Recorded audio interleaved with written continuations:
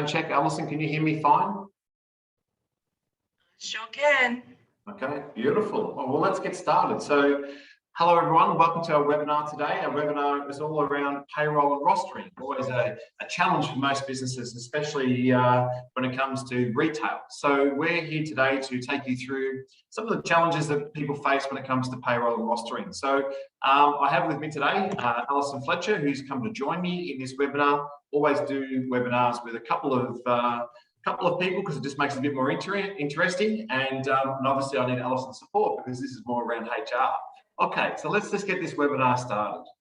Okay, so today's session, it is all about what you want to cover is understand the rules around rostering, understand how to read the modern award, such as the General Retail Award, understand the new laws around annualised salaries, understand the value of and bonuses of commissions, and how to implement them, because I think that's really important, because if they're not implemented right, then that can create some sort of confusion. And then understand how to approach staff to discuss their remuneration package. So, okay, my name is Colin Wilson. I'm the business owner of Key Business Advisors, been going for 14 years. Absolutely love what I do. We love supporting lots of small, medium-sized businesses throughout Australia, and hope you find this really interesting today. Allyson, introduce yourself. Thank you. Obviously, my name is Allyson. Been in HR well over 10 years now. It's almost close to 15 years. And I absolutely love HR in all sense, except for COVID, but I think that's understandable. We all dislike that word. I have extensive experience in multiple industries, and it's not just limited to healthcare, construction or automotive. And my favourite thing is to just help our clients. So it's pretty good. That's it. Beautiful. Okay, so a little bit about us. Our mission is always to take business from good to great. That comes from the book Jim Collins, and Jim Collins has actually got something on in the next couple of days where he's talking about the flywheel. So if you haven't seen that, I'd be well worth you having a look at that. Our purpose is to take our customers on a journey through all aspects of employee engagement and performance. Because if we've got great employee engagement and performance, then we know you can grow a business. It's part of the ingredient of what happens. 4 things we focus on: business strategy and growth, people and culture, HR advice and support, and we do a lot of sales training because sales is the blood of the business. So, all right, before we get started, there's a giveaway, a couple of free Disc Catalyst profiles to 2 lucky winners who are on this webinar today, valued at $275 each. This is a new program. We actually trying to educate our clients what Catalyst is all about, which is an online program for disc workshops. Disc profiling. Okay, so our first topic today is around understand the rules around rostering. So rostering can be very challenging, Allyson, so I'll get you to take us through this, please. Thank you. Yes, rostering can be a nightmare for many a manager. So just wanted to make sure, like for the example of today's webinar, we've just referred back to the General Retail Industry Award. But if you're in a different industry, please make sure that you refer back to the award that is relevant for your business, or if you've got multiple, then check all of them because there could be different conditions per different award. So first of all, you must make sure that you comply with whatever clause has been outlined within that particular award. As again, we've used the General Retail Industry Award for this example, and under that award, you cannot roster more than 4 weeks in advance. So whether you're weekly payers or fortnightly payers or whatever it might be, you can't do more than 4 weeks in advance. And we haven't outlined all of the things in there. We've just given examples, by the way. So you also cannot roster somebody on for more than 5 days per week.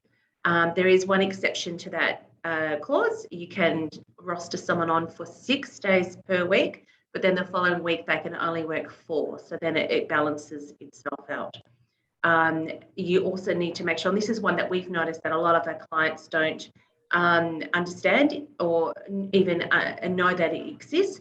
The employee has to have 2 rostered consecutive days off. And if not, then they need to have 3 consecutive days off every 2-week cycle. So that's to make sure that they get the appropriate time away from work, just as us Monday to Friday employees get as well. So.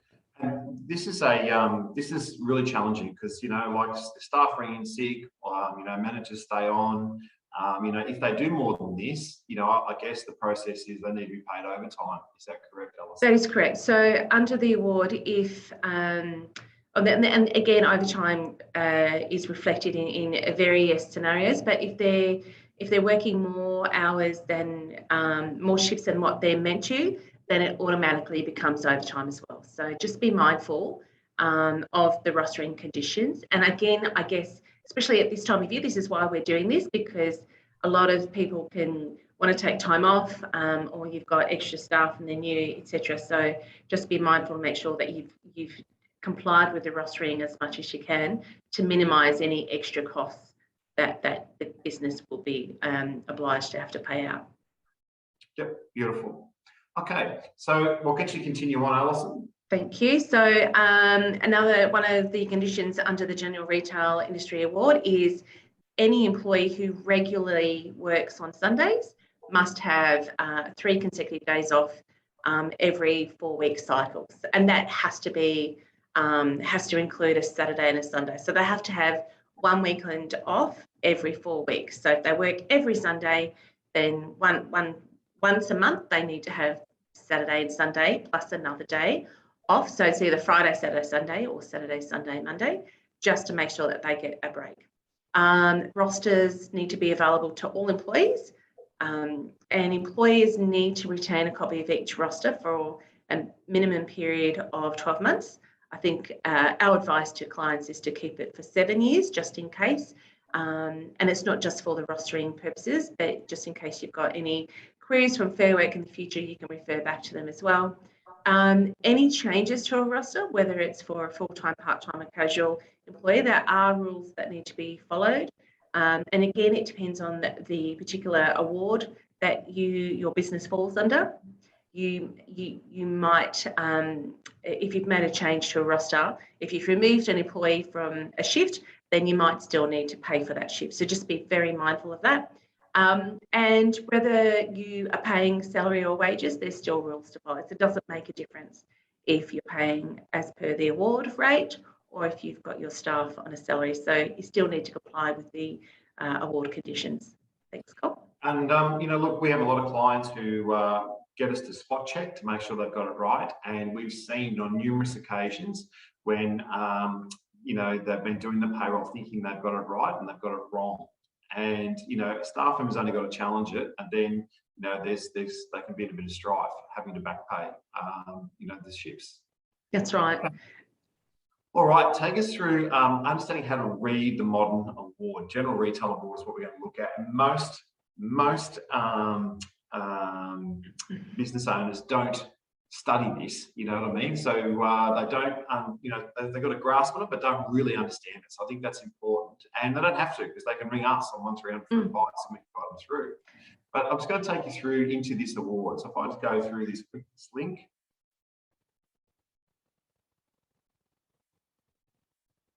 Just love it when things work. It's a bit slow, isn't it? That's all right. No, I've just got to move my screen, so that's okay. So just got to bring my screen and bring it over to here. And while it's coming up, to be honest, I mean, we don't expect people to read the award. They're quite legal in the way that they're worded, and they could range 150 or whatever pages each, and unless you know what you're looking at, it can be quite difficult to navigate your way through the award, and that's where our team come in. So so on the left hand side of the screen, if you want to just hover your mouse over to the thank you. So there's different subject headings, and then if you go through them, it'll take you directly to that particular part of the award. And these are quite thorough. They're very thorough, and obviously these are legal documents, and so they've gone through. Fair Work have made any changes, and then they get passed through so that they're all legal. Any changes are legally made. So on the left hand side, as I said, there's all different headings. So for example, you've got types of employment: full-time employees, part-time employees, casual employees, etc. If you just want to click on one of those, Cole, just click on full-time employees, for example. Full-time employees, yep. Number 9, and it'll take you straight to that clause, as I said, in the award. and it'll outline what their definition is of a full-time employee. So if you're in any doubt as to any particular type of employee, it'll state that type of employee. It'll also state how many hours they can work per week or per fortnight or whatever it might be, depending on what the award is. It also has, if we go down on the left-hand side a little bit more, if we go into ordinary hours, clause number 15. Yep. So that'll outline the hours that the award classifies as ordinary. So obviously Monday to Friday there is 7 a.m. to 9 p.m. and Saturdays are 7 to 6 and Sundays 9 to 6. So if an employee works, for example, if you're getting ready for your Christmas rush, you want to make changes to your layout of the store, whatever it might be, and you want someone to come in on the Wednesday and you want them to start from 7, that's fine, as long as the other award conditions have been met. It's classed as ordinary hours. So any hours outside of those hours are automatically overtime, and obviously any hours outside of the employees' ordinary hours will be overtime as well.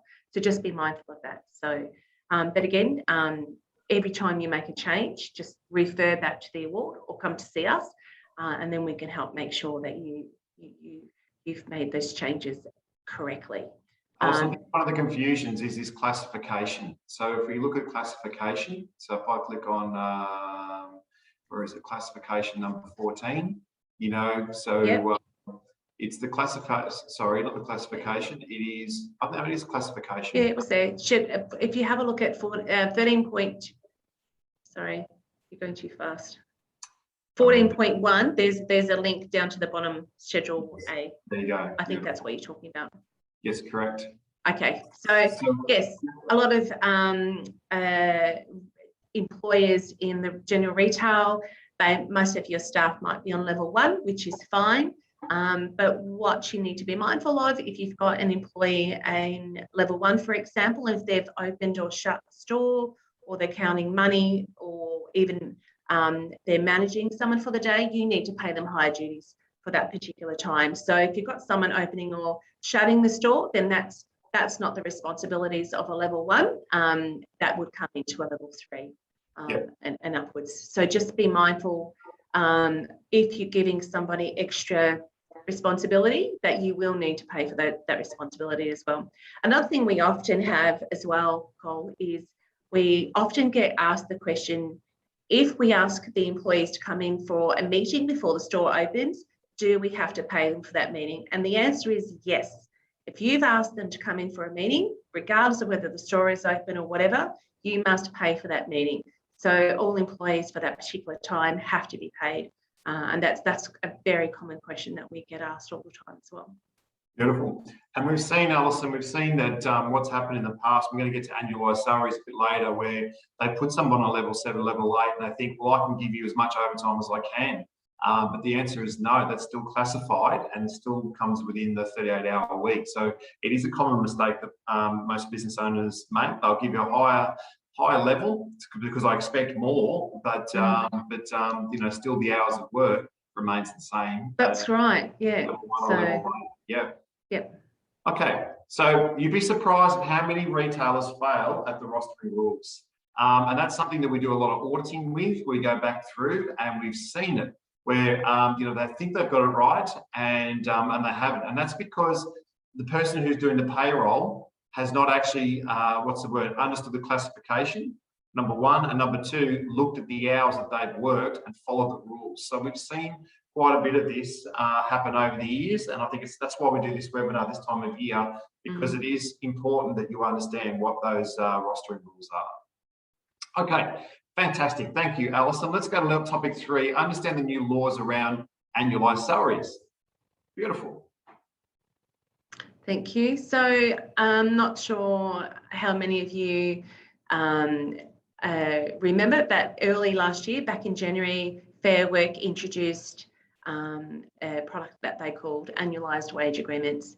And the reason for that was to minimise the risk of employers putting people on salaries and having those salaried staff being short paid. So I'm sure we all remember over the last couple of years, there was multiple employers that got caught out for underpaying their staff. People like Coles, Woolworths, 7-Eleven, so on and so forth. Not all of those companies were deliberately doing. A lot of it fell back to their managers, where they put their managers on a particular salary and they thought that that was enough to cover. But then the expectation of that employee was to work so many hours or out at certain days of the week, etc., etc. And when they did a boot test, a better off overall test, compared to the award, it was deemed that the employee had actually been short paid. So now the Fair Work have introduced that, which again came in early last year. It kind of got lost amongst all the COVID business that we've been dealing with. But if you've got an employee on a salary, Fair Work have deemed that you need to have them on an annualised wage agreement. And what that does, it's pretty simple. It's just a document that breaks down to the employee exactly what they've been paid for. So, for example, if you've got someone on $80,000, you might have nominated that they work obviously full-time, so there's 38 hours ordinary per week. And you might also have nominated that they get so many, you've allocated so many overtime hours within that salary, and you've outlined the leave loading, any penalty rates, etc., etc. So it's very clear to the employee what has been included in that salary. So anything outside of that, or if there's no buffer zone, must be paid on top of. So that was a new thing that they brought in. It's a little bit of a nightmare for businesses with regards to record keeping, because the other part of that is Fair Work have said that all employers have to keep a record, a timesheets for all employees. So just make sure that you've got the salary correct, make sure that you've confirmed that the award level, the classification level, and the award is relevant to that particular employee, because that's going to decide whether they're being paid at the right rate or not. And you also need to know if or how the award has changed as well. So just make sure that you refer back to the award. You can have a salary that's not devised around the annualised wage agreement, but then you need to make sure that the contract stipulates that it's not in reliance to the annualised wage agreement, which is pretty much the only way to get around of that. Part-time hours, if you're changing your hours of work, you also need to make sure that you nominate the start and finishing times. A lot of people don't realise this as well. This is another big query that we get all the time, is if you've got part-time staff, they might just say, well, we just ask them to work 3 days a week. Most awards stipulate that you must nominate the days they work and the hours that they work within. And again, any hours worked outside of that automatically becomes overtime, unless you've got a flexibility agreement in place or written approval to change for one particular shift or whatever. Thank you. So this really becomes tricky, and this is what our service is about. We help businesses get that right, if I can say, operating rhythm going that protects their business. And we saw during COVID, when retail was open, we saw split shifts where they had staff 7 days on, 7 days off. So again, you sit back and have a look at that. That's again, that's overtime. That's can't be done. So it's really difficult to manage this, and it is. And you can use software such as Tanda, or there's lots of rostering software out there with sign in, sign out. But again, as long as you've got a record, as long as you're keeping the records, as long as you've got it accurate, and more importantly, you hit the nail on the head, Allyson, it's the managers who are doing the rosters. They're the ones that've got to understand this. And it's not until something goes wrong where the owner gets really angry, well, hang on, who's got to train the managers to make sure they're rostering right? I think it's important. That's right. Okay, so why are so many businesses getting confused? With this as well. Leave entitlements and stuff like that. So leave entitlements and changes to conditions. Obviously, COVID is a major impact on the awards, and I'm not sure if a lot of people realise that Fair Work have actually put in temporary clauses around COVID, and that better protects the employer as well. You need to be mindful of regular and systematic casuals versus true casuals. This is another new thing that came in this year, actually. with casual conversion.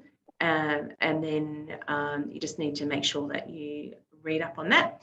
Penalties and overtime is also another thing. Some people may not necessarily understand that certain days at certain times attract certain penalties, etc., etc. Understanding when a penalty applies, as I've just said, afternoon or evening rate. The annual leave loading, and this we've got in here the example salary versus hourly rate. If you're paying someone a salary, make sure that you have allowed for the annual leave loading within the rate, and also make sure that it has clearly been identified in the contract. If it's not, then that leads, you could also be found to have to repay it again because it hasn't been specified. So make sure it's clearly outlined in the salary, in the contract. Any other allowances that might be applicable for the employees, the meal, travel, laundry, etc., and hire duties, as I've just said, with regards to if you've got a level 1 or someone opening up the store for you as well. It's a good slide, Allyson, because we've seen it where companies have paid casual staff 38 hours a week at casual rates. They don't have to worry about anything else, super and all that. But that's where they get themselves into trouble. A full-time person working casual rates is not allowed. It's a big no-no in this world. Am I right in that? 100%. So a true casual, if that casual went to Fair Work, and they're working 38 hours a week and that's a regular, then they will be found to be a permanent employee without a doubt. But the casual also with the casual conversion. So National Employment Standards used to have 10 items and now there's 11, which includes the casual conversion. So maybe just have a look up at the National Employment Standards and check what that is. All new employees, all new casuals must also be issued with the casual conversion statement, which is available from the Fair Work website as well. So yeah, 100%. And if you've underpaid an employee who is on salary and it's proven based on a boot test, then they can claim up to 5 years of back pay. Now, what's a boot test, please, Allyson? Can you explain? I think I've just said a little bit ago. So a boot test is a better off overall test. Yep. And what it would involve would be to compare what the employee is on the salary. So let's say, for example, you have a level 5 general retail manager, and rather than paying them as per the award, you've decided to pay them a salary.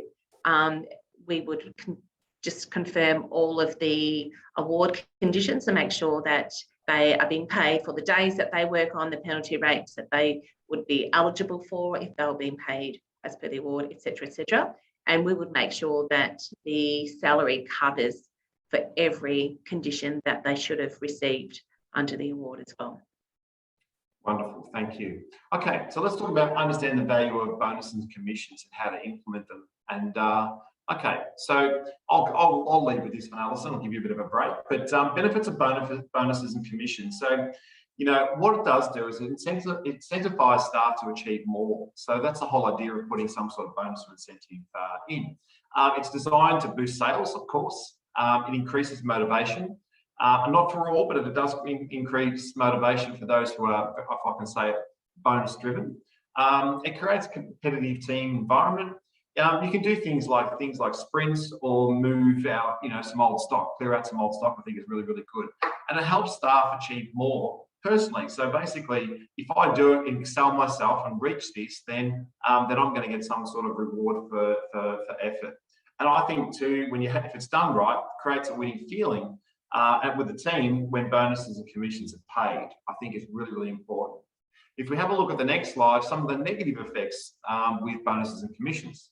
So too many incentives confuse outcomes. So I've seen it where there's lots of KPIs and it's all triggered. You've got to hit this KPI and this KPI and this KPI. And if you miss one of the three, then you don't get as much commission, right? So the more confusing you make it, the more negative it will be to the employee. They might take on it initially based on the way that you sold it to them, but then once the rubber hits the road and they can see that it's been swayed not to their favour, then it could create a negative effect.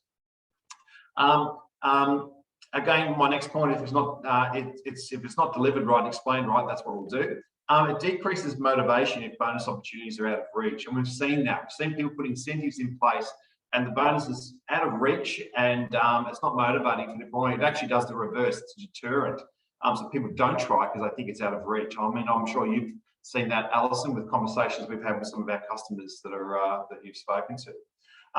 Can also sometimes segregate the team. So for an example, if I'm a high achiever, if I've seen this happen before, and you know, I'm going to walk over anybody to get that customer, especially if they come in and say I want or I need, and then, you know, can create, you know, some segregations of the team for the greedy ones, if I can say that, especially in a retail environment.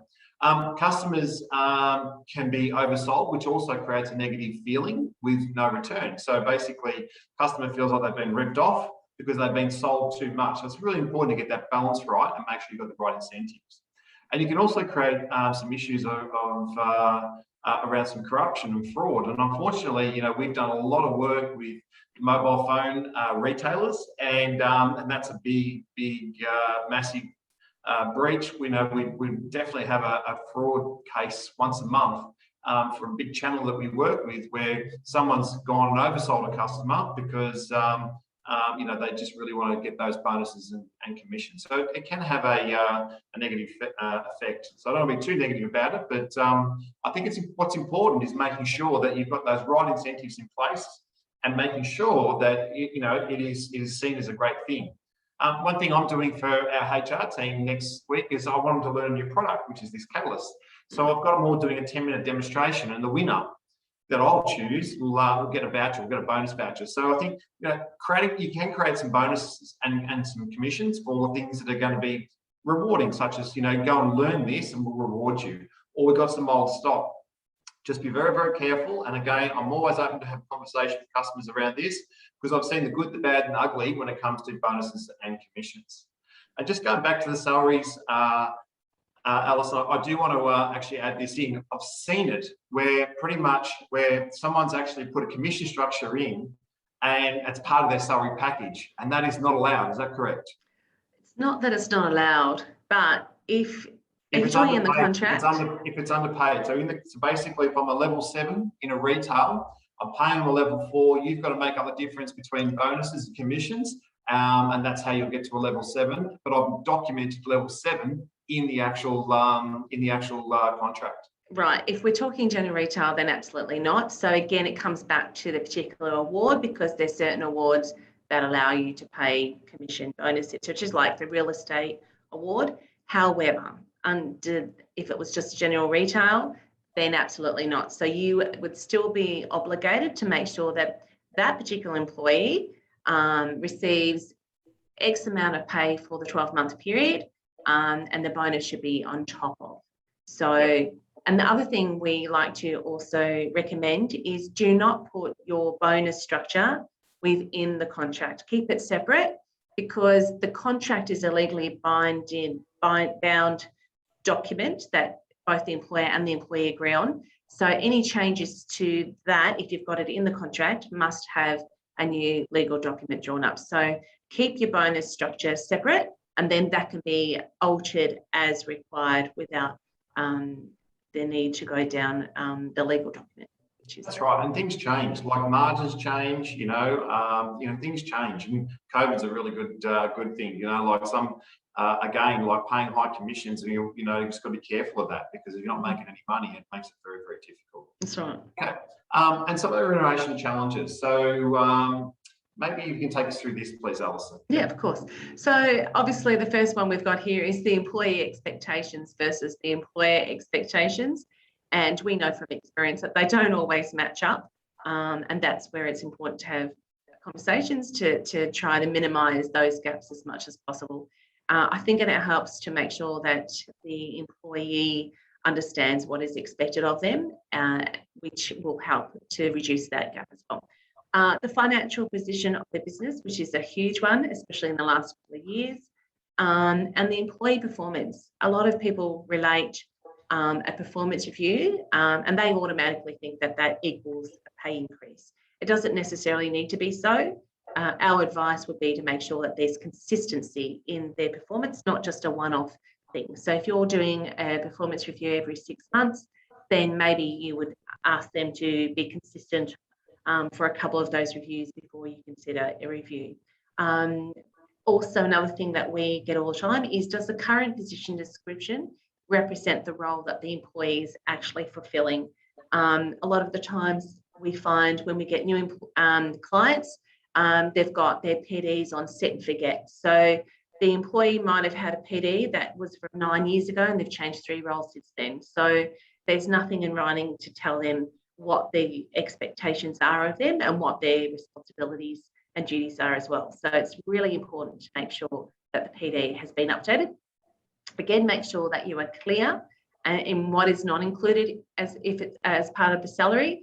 So if the salary doesn't include certain allowances that fall under the award, make sure that you spell that out as well. And do not include the bonus structure as part of the base wages as well. As you said before, I think it's really important that you don't do that, because that could be if you change the bonus structure, then that might make the employment contract null and void or out of date. Yeah. Please feel free to ask some questions through the chat box as we go through this today, because I think what's important is just understanding that like getting this right is what it's all about, and then it's easy sailing from then on. Okay, the best ways to discuss remuneration, because this is always a challenge for lots of business owners and managers. Please. Yep. Sorry, I was just going to take over. Sorry. So yes, have a one-on-one performance conversation and outline what expectations have been met or are needed to be met, and what is still needing to be met. Make sure that your reviews have been conducted where you've outlined what the goals and objectives are for the employee, so that they have a full understanding of what's expected of them as well. Budget and plan what you're prepared to offer beforehand as an increase if you're considering giving that particular employee an increase due to their performance. Make sure they're always professional and set up a meeting in private. So don't just hand them a letter, especially if it's just around the minimum award wage increase and you just issue letters. Make sure you still have that conversation in person, because everybody needs to make sure that they feel valid within the business as well. If you're not going to give an increase, explain the reasons why. And these conversations can be very difficult for managers to have, especially if the manager hasn't had any training. We understand that, because it's around emotion, and employees have an expectation. Again, as one of the previous slides said, their expectations may vary between the employee and the employer. So make sure you have a script or a spiel ready with, and just keep to the facts. For example, unfortunately, we are unable to give you a pay increase at this particular time because of A, B, or C, and just stick to that. And if there's anything else that comes from that with the employee, then you can have a separate conversation after the performance review meeting. It does make a difference. It does make a big difference if you say to one of your employees, "I can't give you a pay increase," and then go out and buy yourself a yacht later. That doesn't go down well. Where the owner's crying poor, and then they've gone out and bought a luxury yacht, which has then created a negative effect. I think one something I just want to add to that, and I really talk about this in our How to Manage and Motivate workshop that I always love to run. That is, when we're doing performance conversations around remuneration, it's about, I look at it, we always encourage a quarterly review. So yes, if it's a salesperson, we're going to review them daily, weekly, monthly on their performance. And we do that anyway, right? But I think, when we bring quarterly in, it's also things around, business processes, behavior, teamwork, all the things that you want that your employee to step up and go above and beyond. If they're giving you 4 good quarters in a year, then I think that generates a really good incentivized remuneration. Something else could be you can do is, if your business can't afford it, maybe you can put them on some more training, like a Future Leaders program, or like a Cert 4 in training assessment or management or something like that. It's seen of some form of value to try and support that person who's within your business. And one of the things we discussed this morning in the HR team, it might be lesser hours for the same amount of money. There's some things you can do today, that hybrid business model, working from home, working from the office. I don't know how people do that, because I just love coming to the work every day. But look, there are other ways, other things you can put in, but I always do your due diligence first. Make sure it's not going to work to the negative of the business. And as you said, Allyson, rehearse it, practice it.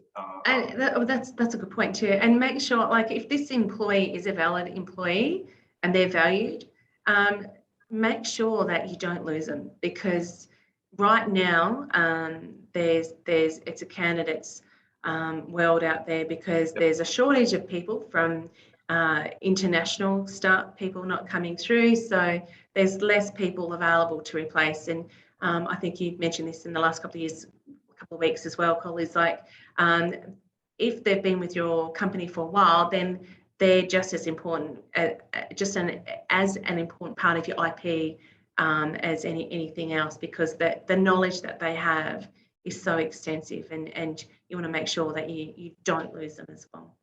Yeah, 100%, and that's been our advice all the way through the vaccination scenario. Try and work with it rather than work against it. I think is really, really important. That's another topic, and you can go back and have a look at our previous webinars that we've done. They're on our website. I think, look, that's really important that you. It's all about how you explain things. That's why our business name is called Key Business Advisors. Key staff you employ and the key words you use, which helps you grow your business.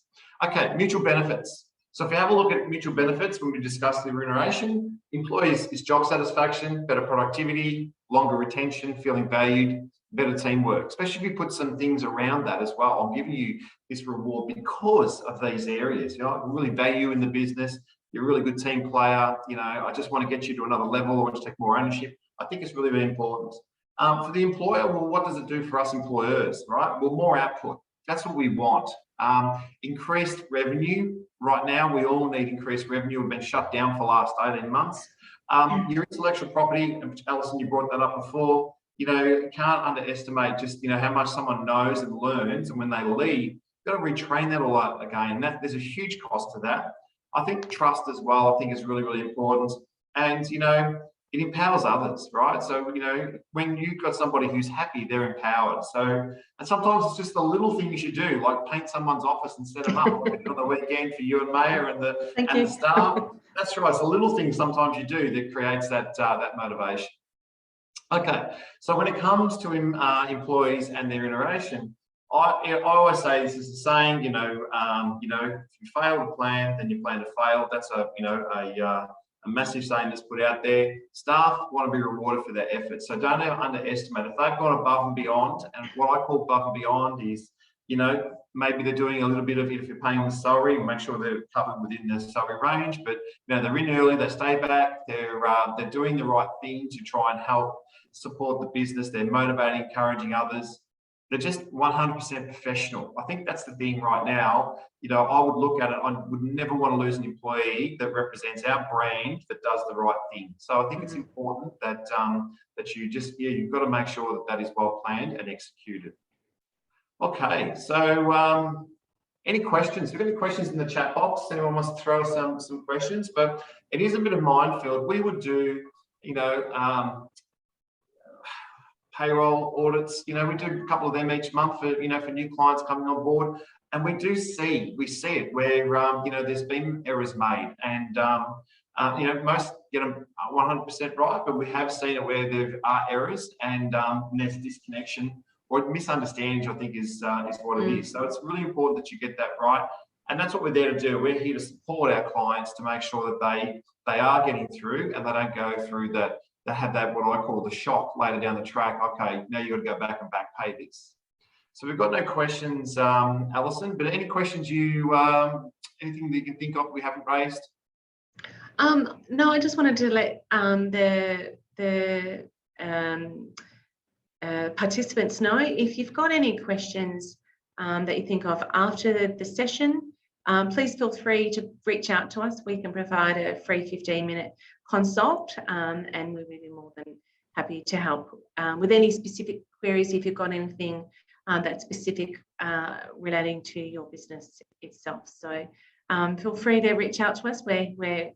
Our job is we're here to help people, so we're more than happy to help someone along. So and again, if you want to go through the award, if you're in a different award than the one that we've referred to in today's session, let us know as well. We're more than happy to help explain the award as well, because they can be tricky and they are legal documents and they're written by lawyers, so it can get a little bit messy. So we'll go from there. Thank you. Okay, so I've got a couple of few people that all the people have registered. So if I have a look, we have one of our lucky winners is Kylie. I think it's Kylie. Is it Ryla? I got that right. I hope I got that right from CVV. Oh, well done, Kylie. Yay. Beautiful. That's exciting. And the next person we've got is a lady called Eva Lloyd from ATMC. So that's fantastic. Also, That's yay. Yeah. So Well, I'm excited for them because the catalyst, the disc profile is awesome. So well done, ladies. That's amazing. Good job. Beautiful. Okay. All right. So our next webinar is on the 6th of December and how to finish the year off strong and kickstart off 2022. It's a free webinar. And I think, look, it's been a difficult 12, 18 months, especially here in Victoria. What's that? I said 2 years almost. 2 years. Yes, 2 years. I know. It's and I keep saying 18 because I want to think it's 18 months. No. But this is our webinar, and feel free to jump on our webinar, and we look forward to